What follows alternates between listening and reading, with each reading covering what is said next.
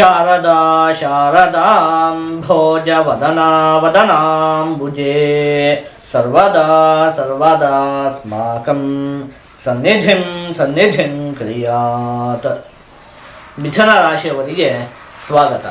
ನಾವು ಈ ಫೆಬ್ರವರಿ ತಿಂಗಳಲ್ಲಿ ಮಿಥುನ ರಾಶಿಯವರಿಗೆ ಏನೇನು ಫಲಪ್ರಾಪ್ತಿಯಾಗುತ್ತೆ ಅಂತ ಹೇಳಿ ನೋಡ್ತಾ ಹೋಗೋಣ. ಅದಕ್ಕಿಂತಲೂ ಮೊದಲು ನಾವು ಈ ತಿಂಗಳಲ್ಲಿ ನಡೆಯುವಂತಹ ಗ್ರಹಗಳ ಬದಲಾವಣೆಗಳ ಬಗ್ಗೆ ತಿಳಿದುಕೊಳ್ಳೋಣ.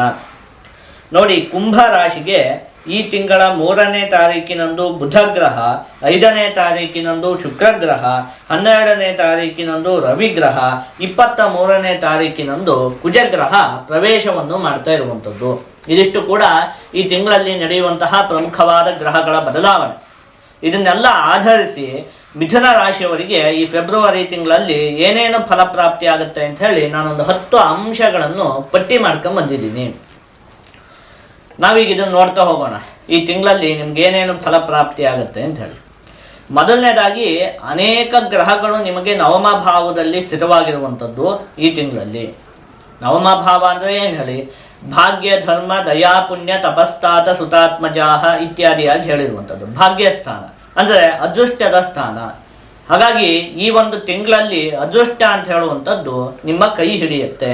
ಇನ್ನು ವಿದೇಶಕ್ಕೆ ಉದ್ಯೋಗಕ್ಕಾಗಿ ಹೋಗಲು ಬಯಸುತ್ತಿರುವಂತಹ ವ್ಯಕ್ತಿಗಳಿಗೆ ಈ ತಿಂಗಳು ತುಂಬ ಚೆನ್ನಾಗಿದೆ. ಏನೋ ವಿದೇಶದಲ್ಲಿ ಉದ್ಯೋಗ ಬೇಕು ಅಂತ ಹೇಳಿ ಆಸೆಗಳಿದ್ರೆ ಈ ತಿಂಗಳಲ್ಲಿ ಪ್ರಯತ್ನ ಪಟ್ಟರೆ ಅದೆಲ್ಲ ಸಿಗೋದಕ್ಕೆ ಅವಕಾಶ ಇದೆ. ಇನ್ನು ಭೂಮಿಗೆ ಸಂಬಂಧಪಟ್ಟಿರುವಂತಹ ವಿಚಾರದಲ್ಲಿ ಏನಾದರೂ ವಿವಾದಗಳು ಇದ್ದಂತಹ ಪಕ್ಷದಲ್ಲಿ ಅದೆಲ್ಲ ಬಗೆಹರಿಯುತ್ತೆ.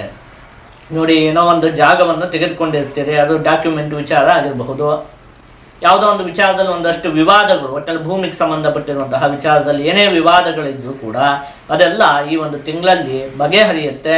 ಇನ್ನು ಧಾರ್ಮಿಕ ಕಾರ್ಯಗಳಿಗಾಗಿ ಒಂದಷ್ಟು ಹಣದ ವ್ಯಯ ಅಂತ ಹೇಳುವಂಥದ್ದು ಉಂಟಾಗುತ್ತೆ. ದುಡ್ಡು ಖರ್ಚಾಗುತ್ತೆ ಚೆನ್ನಾಗಿ. ಆದರೆ ಧಾರ್ಮಿಕ ಕಾರ್ಯಗಳಿಗೆ, ಏನೋ ದೂರದ ಒಂದು ದೇವಸ್ಥಾನಗಳಿಗೆ ಹೋಗುವಂಥದ್ದು ಇರಬಹುದು, ಧಾರ್ಮಿಕ ಪ್ರವಾಸಗಳಾಗಿರಬಹುದು, ದಾನ ಧರ್ಮ ಇತ್ಯಾದಿಗಳಲ್ಲೂ ಒಂದಷ್ಟು ಆಸಕ್ತಿ ಅಂತ ಹೇಳುವಂಥದ್ದು ಉಂಟಾಗುತ್ತೆ. ಒಟ್ಟಲ್ಲಿ ಒಳ್ಳೆಯ ಕೆಲಸಕ್ಕಾಗಿ, ಧಾರ್ಮಿಕ ಕೆಲಸಕ್ಕಾಗಿ ಒಂದಷ್ಟು ಹಣಕಾಸಿನ ವ್ಯಯ ಅಂತ ಹೇಳುವಂಥದ್ದು ಉಂಟಾಗುತ್ತೆ.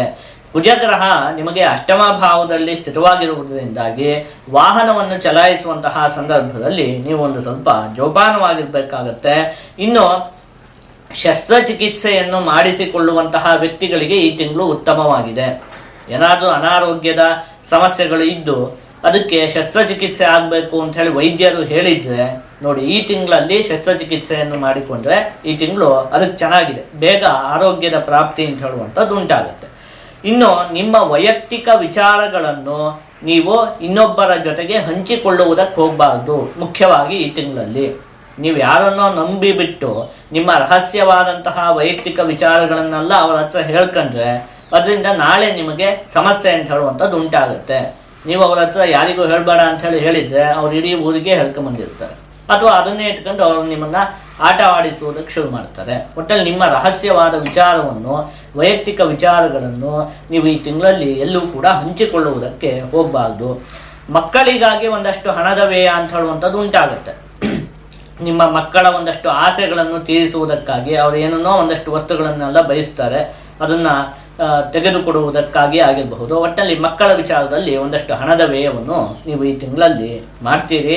ಇನ್ನು ನಿಮ್ಮ ಗುರುವಿನ ಸ್ಥಾನದಲ್ಲಿರುವ ವ್ಯಕ್ತಿಗಳಿಂದ ನಿಮಗೆ ಒಂದಷ್ಟು ಪ್ರಶಂಸೆ ಅಂತ ಹೇಳುವಂಥದ್ದು ಪ್ರಾಪ್ತಿಯಾಗುತ್ತೆ. ನಿಮಗೆ ಪಾಠವನ್ನು ಮಾಡಿದಂತಹ ವ್ಯಕ್ತಿಗಳಾಗಿರಬಹುದು. ಒಟ್ಟಲ್ಲಿ ಯಾವ ವ್ಯಕ್ತಿಗಳನ್ನು ನೀವು ನಿಮ್ಮ ಗುರುವಿನ ಸ್ಥಾನದಲ್ಲಿ ಇಟ್ಕೊಂಡಿರ್ತೀರೋ ಅವರಿಂದ ನಿಮಗೊಂದಷ್ಟು ಪ್ರಶಂಸೆ, ಅಂದರೆ ಅವರು ನಿಮ್ಮ ಬಗ್ಗೆ ಒಂದಷ್ಟು ಒಳ್ಳೆಯ ಮಾತುಗಳನ್ನೆಲ್ಲ ಹೇಳ್ತಾರೆ. ಇನ್ನು ಸಂಗಾತಿಯ ಕೆಲವೊಂದು ಮಾತಿನಿಂದ ಮನಸ್ಸಿಗೆ ಒಂದು ಸ್ವಲ್ಪ ನೋವು ಉಂಟಾಗುತ್ತೆ. ನಿಮ್ಮ ಪತ್ನಿ ಅಥವಾ ಪತಿ ಏನೋ ಒಂದು ಮಾತನ್ನು ಹೇಳ್ತಾರೆ, ಅದರಿಂದ ಒಂದು ಚೂರು ಮನಸ್ಸಿಗೆ ಬೇಸರ ಅಂತ ಹೇಳುವಂಥದ್ದು ಉಂಟಾಗುವುದಕ್ಕೆ ಅವಕಾಶ ಅಂತ ಹೇಳುವಂಥದ್ದು ಇದೆ. ಇದಿಷ್ಟು ಕೂಡ ನಿಮಗೆ ಈ ತಿಂಗಳಲ್ಲಿ ಪ್ರಾಪ್ತಿಯಾಗುವಂತಹ ಫಲಗಳು. ಮುಖ್ಯವಾಗಿ ನೀವು ಈ ತಿಂಗಳಲ್ಲಿ ಪಾರ್ವತಿ ಸಮೇತನಾದ ಈಶ್ವರ ದೇವರ ಆರಾಧನೆಯನ್ನು ಮಾಡಬೇಕು. ಹೀಗೆ ಮಾಡುವುದರಿಂದ ನಿಮಗೆ ಯಾವುದೇ ಅಶುಭ ಫಲ ಅಂತ ಹೇಳುವಂಥದ್ದು ಪ್ರಾಪ್ತಿಯಾಗುವುದಿಲ್ಲ. ಜೊತೆಗೆ ಎಲ್ಲ ಶುಭ ಫಲಗಳು ಕೂಡ ಸಂಪೂರ್ಣವಾಗಿ ಪ್ರಾಪ್ತಿಯಾಗುತ್ತೆ.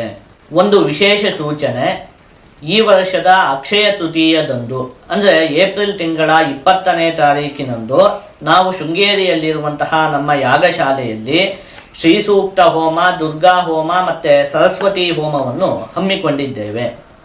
ನೀವು ಕೇವಲ 1,000 ರೂಪಾಯಿಗಳನ್ನು ಪಾವತಿಸುವುದರ ಮೂಲಕ ಈ 3 ಹೋಮಗಳ ಸಂಕಲ್ಪದಲ್ಲಿ ನಿಮ್ಮ ಮತ್ತು ನಿಮ್ಮ ಕುಟುಂಬದವರ ಹೆಸರನ್ನು ಸೇರಿಸಲು ನಾವು ಅವಕಾಶ ಮಾಡಿಕೊಟ್ಟಿದ್ದೇವೆ.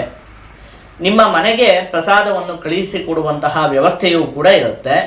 ಈ ಒಂದು ಕಾರ್ಯಕ್ರಮದಲ್ಲಿ ನಿಮ್ಮ ಮತ್ತು ನಿಮ್ಮ ಕುಟುಂಬದವರ ಹೆಸರನ್ನು ನೋಂದಾಯಿಸಲು ನೀವು ಈ ಕೆಳಗಡೆ ಕಾಣುತ್ತಿರುವಂತಹ ಫೋನ್ ನಂಬರ್ಗೆ ಫೋನನ್ನು ಮಾಡಬಹುದು.